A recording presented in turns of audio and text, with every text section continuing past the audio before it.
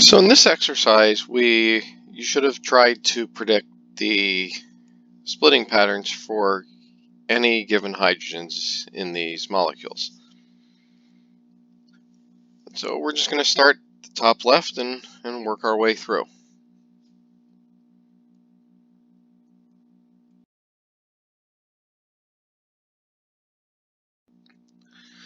So in this first molecule, we start with a CH3 group. That CH3 group is next to only this carbon, which has no hydrogens. So there's 0 adjacent hydrogens, so the splitting pattern would be a singlet. For the NH, there's also no adjacent hydrogens, so that will also be a singlet. And the same thing is true for the OH. So anytime there's no adjacent hydrogens, it's always going to be a singlet. For each of these hydrogens on the aromatic ring, though, they are adjacent to one other hydrogen, each other. We don't have to worry about these two because the ring is symmetric, so this one here and this one here are the same. Same thing here and here. But in each case, this hydrogen is adjacent to one, is a doublet. Same thing over here. This hydrogen is adjacent to this hydrogen, making it a doublet as well. All right, we can move on to our second molecule. Each of these that I'm going to highlight in yellow are adjacent to no hydrogens and will be singlets. These aromatic hydrogens are exactly the same as in the last example, and both of them are adjacent to one and will be doublets.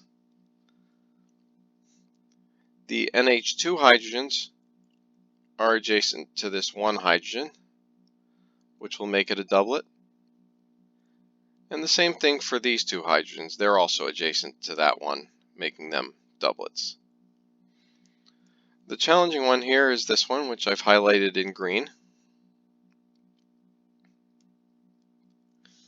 It's adjacent to these two hydrogens over here. And it's also adjacent to the two NH2 hydrogens. So the two that are on the left will make it 2 plus 1, or a triplet. The two hydrogens from the nitrogen give us another 2 plus 1 peaks, or another triplet, making it a triplet of triplets.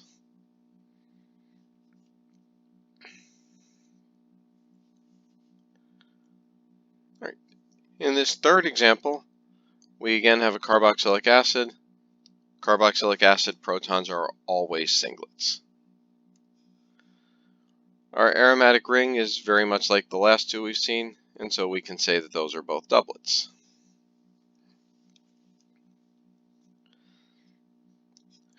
Now, this CH3 here, this methyl, is adjacent to the one hydrogen above it, making it a doublet.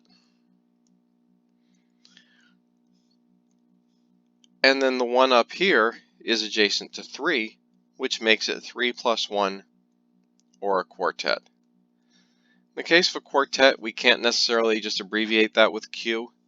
If we try to abbreviate it with Q, that's ambiguous. We don't know if that means a quartet or a quintet.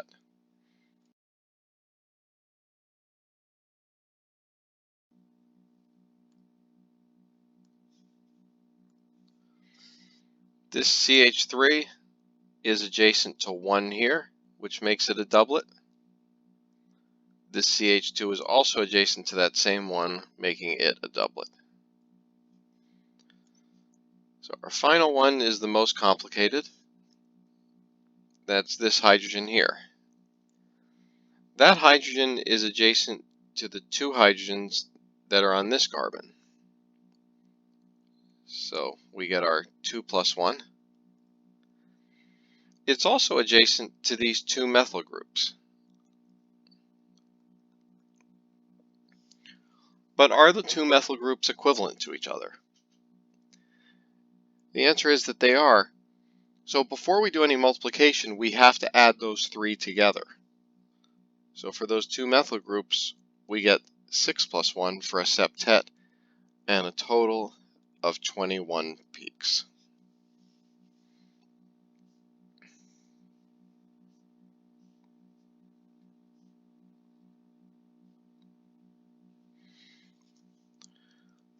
All right, here,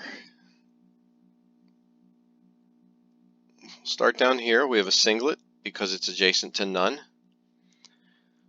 And then this ethyl group here, ethyl groups are adjacent to 2, adjacent to 3. And so we always see the quartet for the CH2 and the triplet for the CH3.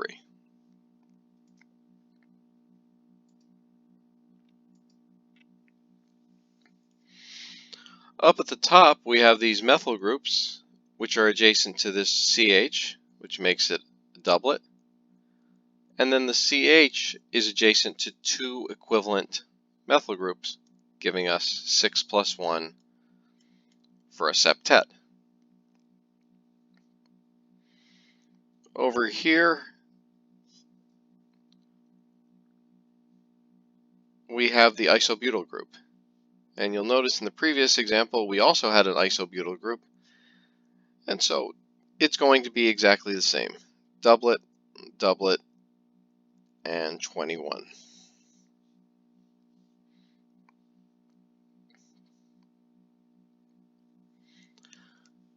All right, our next example actually has a whole bunch of hydrogens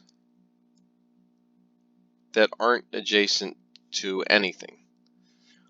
So all of the ones that I've highlighted in yellow are going to be singlets.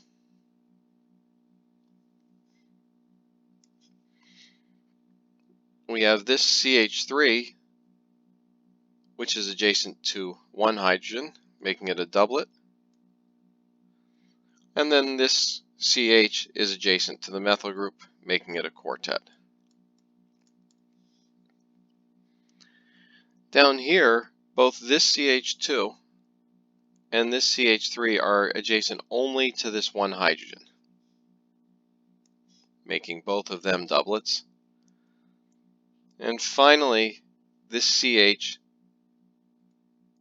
is adjacent to the methyl group, and it's adjacent to this CH2 group, giving us a total of 12 peaks.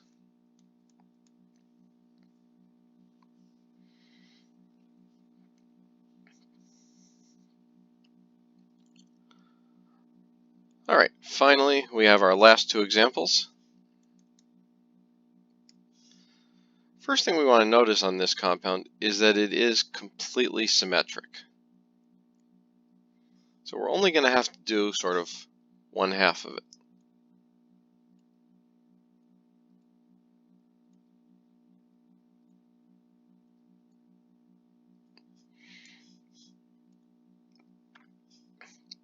So starting at the top with those protons, we have a CH2 group, which is adjacent to another CH2. So 2 plus 1 is a triplet. Same thing for this carbon right here. Sorry, actually, no. We'll come back to that in a moment. This CH2 is next to a CH here for 1 plus 1. It's also next to this CH2, 2 plus 1. So 6 total peaks. This carbon is interesting though. It's next to two CH2s. But because of the symmetry of this ring, those two CH2s are equal to each other. So we can add them together. That tells us we have 4 adjacent protons, which is a quintet, because all 4 of those are equivalent. Over here we have an ethyl group. Ethyl, the CH2 is adjacent to 3, makes it a quartet. while the CH3 is adjacent to 2, making it a triplet. This CH is next to just one hydrogen, making it a doublet. And then down here, this is like what we saw above. It's adjacent to 2 other hydrogens, but they're equivalent, so we say that that's 2 adjacent, they're the same. 2 plus 1 is a triplet. If those weren't the same, then we would have to factor them in separately.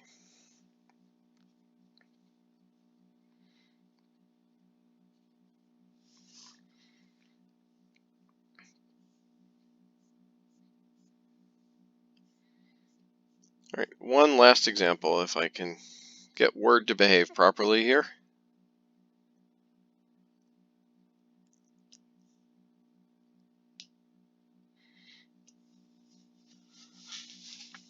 Now, this molecule, because of the chlorine, is not symmetric.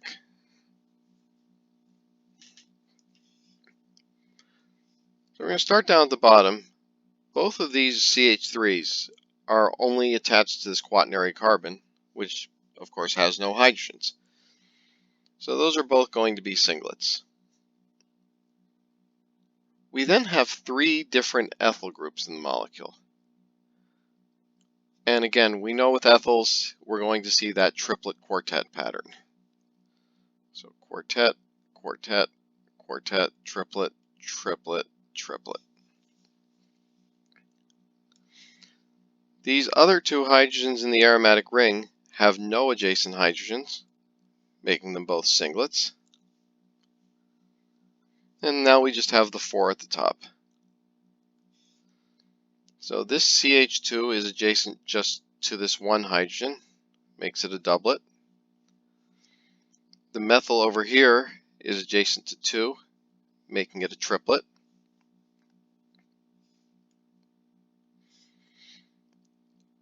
This CH2, though, is next to a methyl on one side and next to a CH on the other side. So that gives us 8 peaks. And finally, the one in the middle is next to 2 CH2s. But these 2 CH2s are not equivalent. One of the CH2s is bonded to a methyl, the other is bonded to chlorine. So we have to factor them in separately. 2 plus 1, 2 plus 1, for a total of 9 peaks.